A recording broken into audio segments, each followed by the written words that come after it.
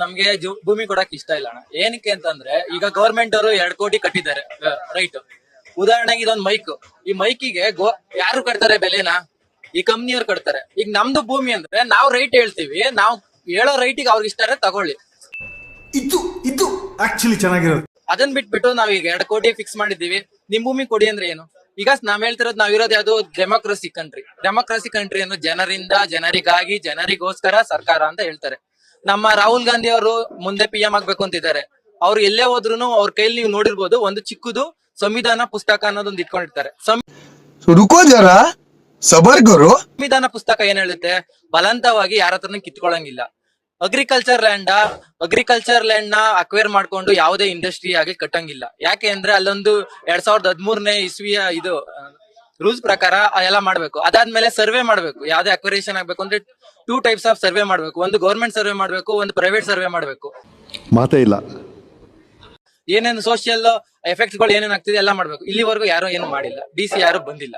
ಆಮೇಲೆ ಇನ್ನೊಂದ್ ಏನ್ ಹೇಳ್ತೀನಿ ಅಂದ್ರೆ, ನಮ್ಮ DK ಶಿವಕುಮಾರ್ ಅವರು ರಾಹುಲ್ ಗಾಂಧಿ ಅವ್ರನ್ನ ತುಂಬಾ ಬೆಲೆ ಕೊಡ್ತಾರೆ. ರಾಹುಲ್ ಗಾಂಧಿ ಅವರು ಸಂವಿಧಾನಕ್ಕೆ ಬೆಲೆ ಕೊಡ್ತಾರೆ. ರಾಹುಲ್ ಗಾಂಧಿ ಅವರು ಈಗ ಭಾರತ್ ಜೋಡೋ ಯಾತ್ರೆ ಅಂತ ಮಾಡ್ರಿ. ಏನಕ್ಕೆ? ಸಂವಿಧಾನ ಉಳಿಸೋದಿಕ್ಕೋಸ್ಕರ ದೇಶದಲ್ಲಿ. ಇಲ್ಲಿ ಬಿಡದಿಯಲ್ಲಿ ಸಂವಿಧಾನನೇ ಹಾಳು ಮಾಡ್ತಾ ಇದ್ದಾರೆ. ಇದಕ್ಕೆ ಏನ್ ಉತ್ತರ ಕೊಡ್ತೀಯಪ್ಪ? ಏನ್ ಉತ್ತರ ಕೊಡ್ತೀಯ ಇದಕ್ಕೆ? ಹೇಳು ಒಂಚೂರು. ಏನಕ್ಕೆ ಅಂದ್ರೆ ಜನಗಳನ್ನೆಲ್ಲ ಒಕ್ಲೆ ಬಿಸಿ ಅದನ್ನ ಹಾಳು ಮಾಡಿ ನಮ್ನೆಲ್ಲ ಊರಿಂದ ಬಿಟ್ಟು ಓಡಿಸೋ ತರ ಮಾಡ್ತಿದ್ದಾರೆ. ಇವ್ರು ಹೇಳ್ತಿದಾರೆ, ನೀವು ಊರಲ್ಲಿ ಇರ್ರಿ, ನಿಮ್ ಸುತ್ತ ಒಂದು ರಿಂಗ್ ರೋಡ್ ಮಾಡ್ತೀವಿ ಅಂತೆಲ್ಲ ಹೇಳ್ತಾರೆ. ಸರಿ, ರಿಂಗ್ ರೋಡ್ ಮಾಡ್ತೀರಾ ಸರಿ, ನಮ್ದು ನಾಳೆ ಕೆಲಸ ಇವಾಗ 50 ವರ್ಷ ವಯಸ್ಸಾಗಿರೋರ್ಗೆ ಏನ್ ಕೆಲಸ ಕೊಡ್ತೀರಾ ನೀವು ನಮ್ಗೆ ಲಿಸ್ಟ್ ಹೇಳ್ಬೇಕು. ಈ ತರ 50 ವರ್ಷದವ್ರಿಗೆ ಇಂತ ಕೆಲಸ, 40 ವರ್ಷದವ್ರಿಗೆ ಇಂತ ಕೆಲಸ, 30 ವರ್ಷದವ್ರಿಗೆ ಇಂತ ಕೆಲಸ. ಈಗ ಏನು ಓದಿಲ್ದಿರೋರ್ಗೆ ಏನ್ ಕೆಲಸ ಕೊಡ್ತೀರಾ ಅದನ್ನೆಲ್ಲ ನಮ್ಗೆ ಹೇಳ್ಬೇಕು. ಅದಾದ್ಮೇಲೆ ಮಾತೆತ್ರೆ ಕಲುಷಿತ ನೀರು ಅಂತ ಹೇಳ್ತಾರೆ. ಕಲುಷಿತ ನೀರ್ನ ಪ್ಯೂರಿಫೈ ಮಾಡ್ಕೊಡ್ರಿ, ನಾವ್ ವ್ಯವಸಾಯ ಮಾಡ್ತೀವಿ. ಏನಕ್ಕೆ ಅಂದ್ರೆ ಮಾತೆತ್ರೆ ಇವಾಗ ಅಂಡಮಾನ್ ನಿಕೋಬಾರ್ ನಲ್ಲಿ ಏನ್ ಮಾಡ್ತಿದ್ದಾರೆ, ನಮ್ಮ ರಾಹುಲ್ ಗಾಂಧಿ ಅವರು ಮಾಡ್ಬೇಡ್ರಿ, ಮರಗಳನ್ನ ಕಡಿಬೇಡ್ರಿ ಅಂತಿದ್ದಾರೆ. ಅಮ್ಮ ಅಂದ್ರೆ ಅಲ್ಲಿ ಹೋದ್ರೆ ಒಂದ್ 100-150 ಎಕರೆ ಹೋಗುತ್ತೆ. ಯಾಕಂದ್ರೆ ಅದು ಚಿಕ್ಕ ದ್ವೀಪ. ಅದಕ್ಕೆ ನಮ್ DK ಸಾಹೇಬ್ರು ಹೇಳಿದ್ದಾರೆ ಅಲ್ಲಿ ಮಾಡ್ಬೇಡ್ರಿ, ಯಾಕಂದ್ರೆ ಪರಿಸರ ಹಾಳಾಗ್ತಿದೆ ಅಂತ.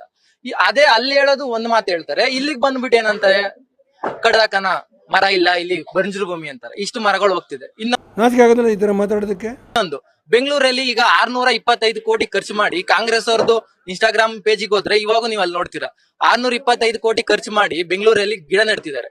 ಇದು ಹೆಂಗಾಗ್ಬಿಟ್ಟಿದೆ ಅಂದ್ರೆ, ಕೆಲ್ಸಕ್ಕೆ ಹೋಗೋ ಮಗನ್ನ ಸಾಯಿಸ್ಬಿಡೋದಂತೆ, ಬಾಡಿಗೆಗೆ ಒಬ್ಬನ ಅನಾಥಾಶ್ರಮದಿಂದ ಮಗ ಬಂದು ಅವನಿಗೆ ಮತ್ತೆ ಊಟ ಹಾಕಿ, ಮತ್ತೆ ಅವನಿಗೆ ವಿದ್ಯಾಭ್ಯಾಸ ಕೊಟ್ಟು, ಅವನ್ ಮತ್ತೆ ದೊಡ್ಡವನ್ ಮಾಡಿ ಮತ್ತೆ ಕೆಲ್ಸಕ್ಕೆ ಕಳ್ಸ್ಬೇಕಂತ.